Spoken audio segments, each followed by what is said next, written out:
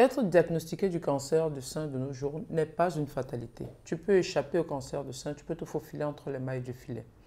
Aujourd'hui, c'est la journée internationale du cancer du sein. Une maladie qui touche aussi bien les hommes que les femmes, mais évidemment beaucoup plus les femmes.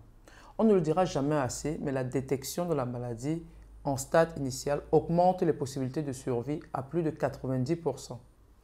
Suite à notre vidéo sur les facteurs de risque du cancer du sein, plusieurs d'entre vous avaient insisté sur les moyens de dépistage. Et dans cette vidéo, nous parlerons de 5 méthodes les plus fréquentes pour le dépistage.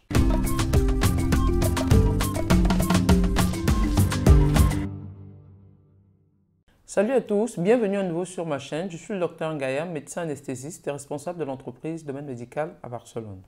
Au travers de cette chaîne, notre objectif est de vous fournir des informations médicales simples pour vous permettre de comprendre votre corps. C'est ainsi que vous serez à même de prendre des décisions éclairées concernant votre santé et celle de vos proches. Sans plus tarder, voyons quelles sont les 5 méthodes de dépistage dont nous disposons pour détecter de manière précoce cette maladie. La clé pour augmenter les chances de survie réside dans la détection précoce.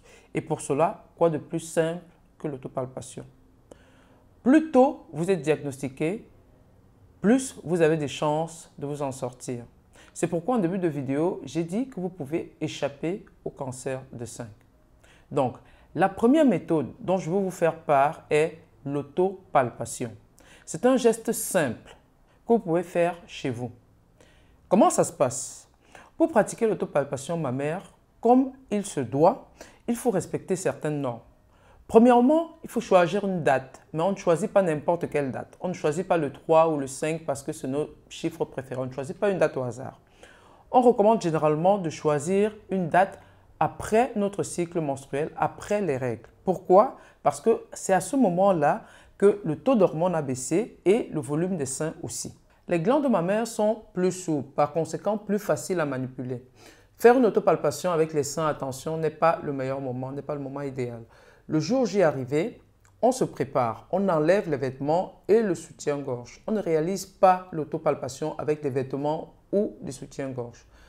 Ensuite, il faut se placer debout devant le miroir. Il est très important de se mettre dans une position neutre, avec les bras le long du corps et le dos droit. Pourquoi? Parce que ça permet de repérer d'éventuelles asymétries inhabituelles. Si on prend des positions bizarres ou alors si on s'appuie sur une jambe plus que l'autre, soit courbée vers l'avant, il sera beaucoup plus difficile de détecter ces asymétries-là.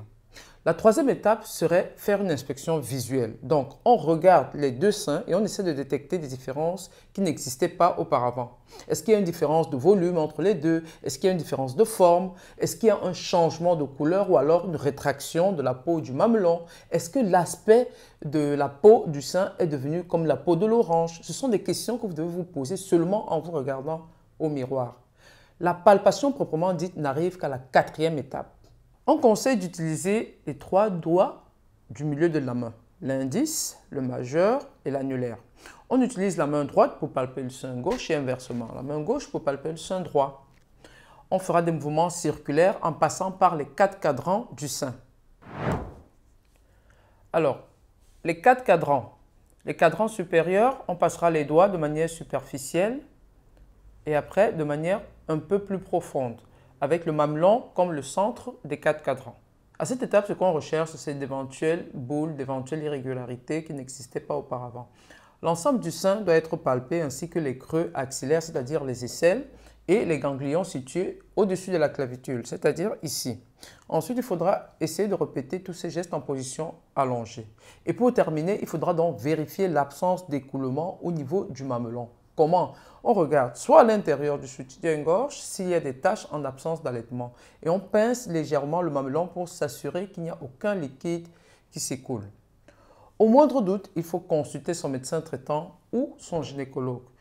Une anomalie au niveau de la poitrine n'est pas automatiquement synonyme de cancer, mais il convient d'être prudent et de signaler à un professionnel de santé qui pourra lever le doute.